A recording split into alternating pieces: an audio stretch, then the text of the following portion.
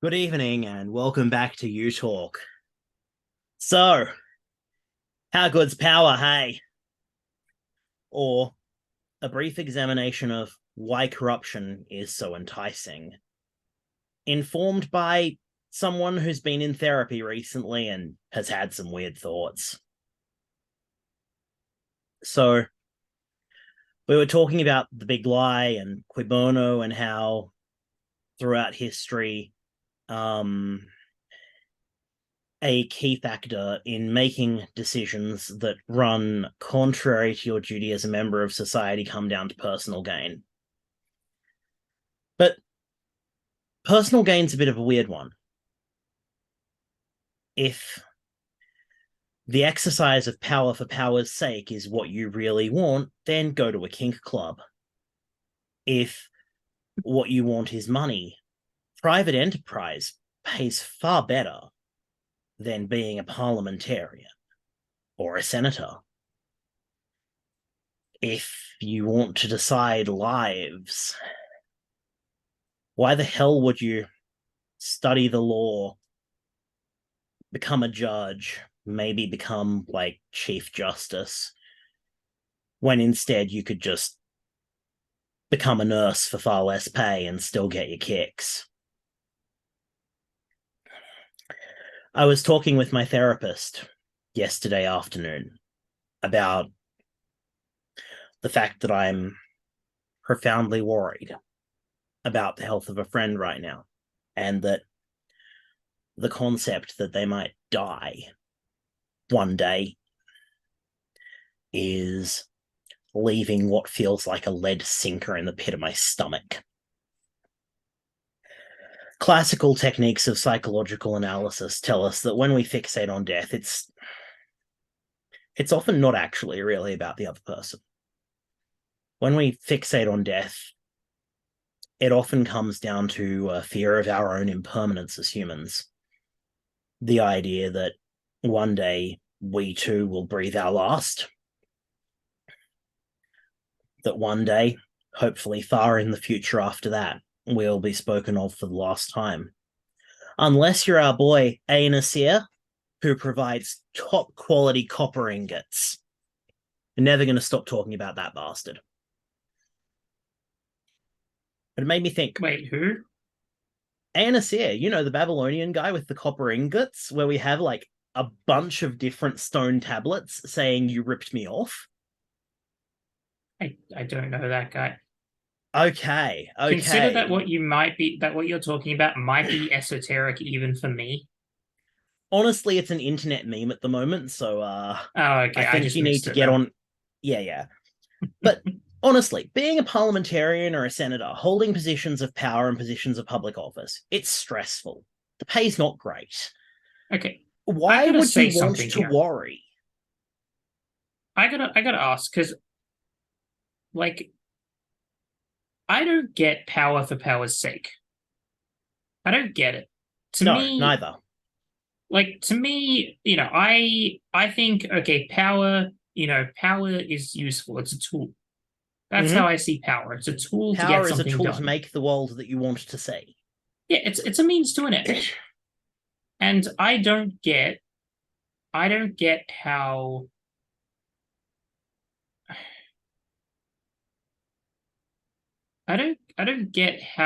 somebody can think about power as an end in of itself. Well, that's the thing. You were talking about the mining industry in the last recording and how the threat, the threat of providing resources to campaign against government was Hmm. sufficient for government to capitulate. Like, why the hell are they so concerned with staying in power? Because let's be honest, whether you're in the Labour Party or the Liberal Party, or in a fractious coalition minority government, there are going to be people in your own party room who are against what you want to see in the world all the time. So it's not like you can present a unified front as a party of government, which makes me wonder: is there some deeper psychological need to power? Is it like the death thing? is it not that politicians fear not being in power so much as they fear no longer being relevant, no longer being in a position to shape society, to create the society that they want at all? Is this the fear that we're exploiting? Do they actually have a heart? See, I have a question comes to my mind then. If that was true, then how come during the last term of government particularly, but also the couple of terms before that, essentially the whole time Scott Morrison was prime minister, and for the most part, even while Turnbull was prime minister, the nation had zero direction. That like even okay. I'll give Abbott this much. Let me finish because I'll give Abbott this much. He kind of had an idea about the direction he wanted to take the nation in. It was thoroughly disagreeable, but there was a direction. There was a belief there. There was something, that he had some sort of a vision, albeit like you could argue against that vision, sure. I'd argue against it in a heartbeat and I'd just absolutely tear it apart. But it was there. He had an idea of what the nation should be. Even if he was, completely unable to, even if he wasn't capable as prime minister. Yeah, even if he was unable to execute it, even if he was, incapable as a prime minister, he had this view of what Australia could be in his mind. So I have 2 points even here. Turnbull seemed to have that. One second, I'll try and finish quickly for you. But even Turnbull seemed to have kind of that.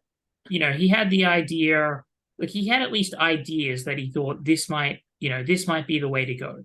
One of them actually being that, letting the each state handle its own taxes. I disagree with that thoroughly, and I think, that just basically means the states are competing against each other to have businesses in their state, and they're competing based on tax, which is literally a race to zero. Now, again, terrible vision, but at least there was an idea. At least there was vision. It was terrible, but at least it was there. And then, but it was a step from, this is a vision, to here are ideas of what could be the future, to nothing. Status quo. Yeah, not even status quo, just like nothing. Like absolutely nothing. No, here's the thing, like, though. There are two ideas here that are really, really important at this point. One is that just because you don't see what's happening, it doesn't mean that nothing is happening. Think of a brain aneurysm. We can't see it until the critical moment, and you can go through a large chunk of your life with these walls in the brain slowly narrowing, and you never see evidence of it, and then one day, down like a sack of potatoes. Like, there are things that can happen without being visible, and I think the exercise of power in some respects has a lot of that. But consider this. Consider this. When Scott Morrison was prime minister, the only thing that really happened was, well, ironically, the thing that caused the constitutional crisis, which was him getting like 6 portfolios, all 6 of the most important ones, essentially 6 ministries. But he, there was quite literally the least number of days of sitting parliament in our nation's history, going back to federation, as in parliament sat less in that term than it ever had in our entire history. There was quite literally nothing going on, or very little going on, if I am to be generous enough. Yeah. The other thing that I was going to point out as a response to this, with regards to Scott Morrison, who, may Allah forgive me,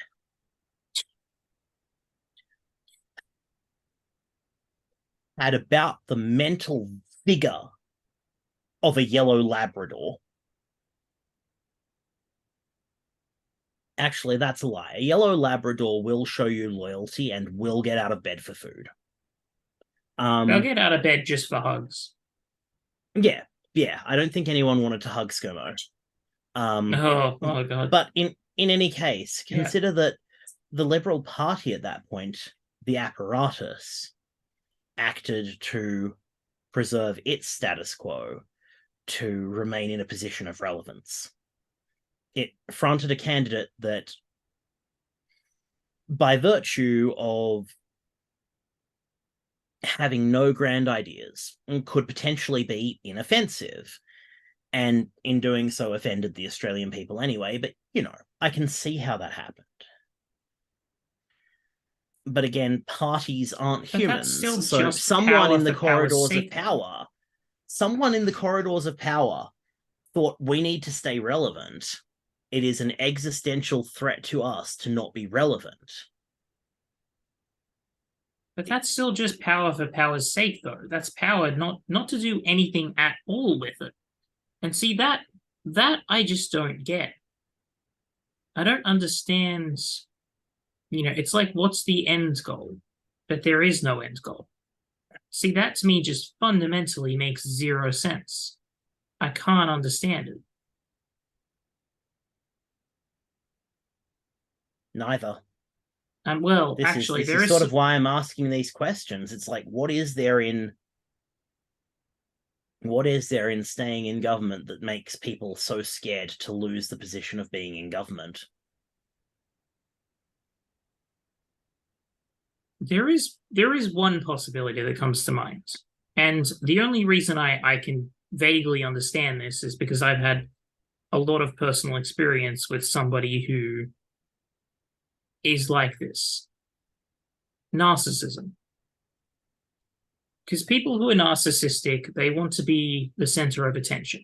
They want praise heaped upon them. And titles can be a form of that.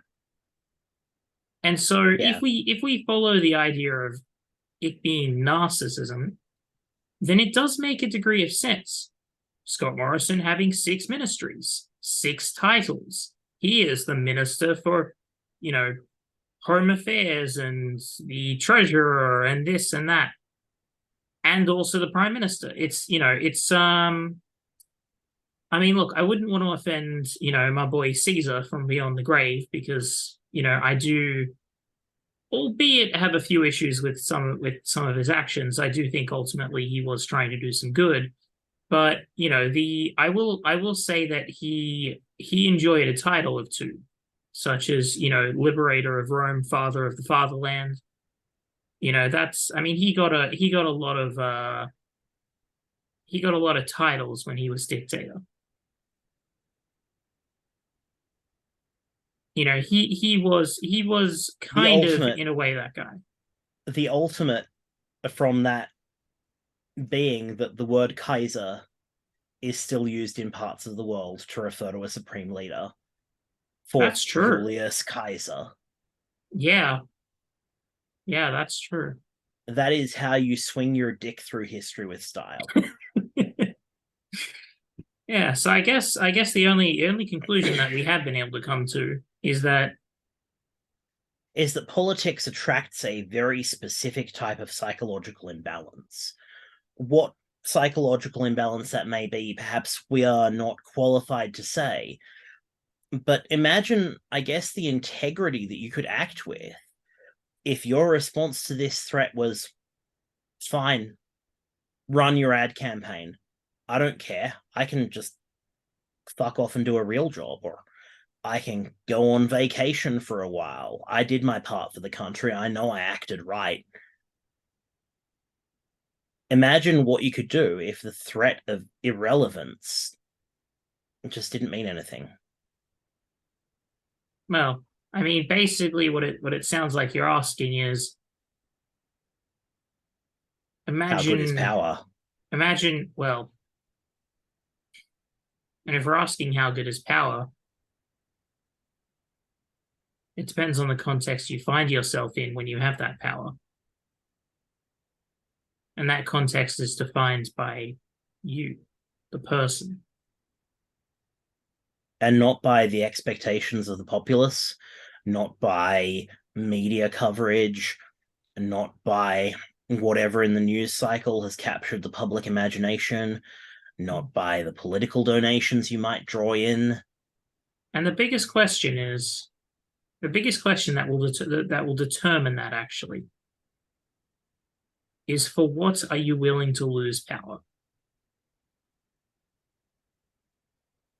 If you got the brass balls and you're willing to say to do the right thing, Ultimately, doing the right thing is deeply, deeply unpopular in many cases. So I think that is sort of where it is. It's not for what are you willing to lose power. It's, are you willing to do the right thing, even when it means that there is no hope in hell of you staying in the public eye? Are you willing to do everything right that you can now, even if it means that you may not be able to continue doing what you perceive to be right? To be honest, I actually disagree with that. I disagree. I actually think that if someone is intelligent enough, and if someone is not brave enough, but strong enough, powerful in a very personal sense, I believe this is what we in refer to part as big dick charismatic. energy, yes. Well, I was trying to be a little bit more tactful. No, wrong word. No, tactful's Elegant. right. Elegant. Elegance is the word I'm looking for, though. I was trying to be a little bit more elegant about it, but yes, essentially, if you have enough big dick energy, you can do both. I guess what we need is a We have party it full all of in New big South dick energy. Wales. I guess what we need is a party full of big dick energy. You heard it I'm here first, ladies and scared. gentlemen. I need human resources. All right, we've run over time, so we'll leave it there. But I hope you enjoyed. Thank you for thinking of this question, Horst. Quite interesting.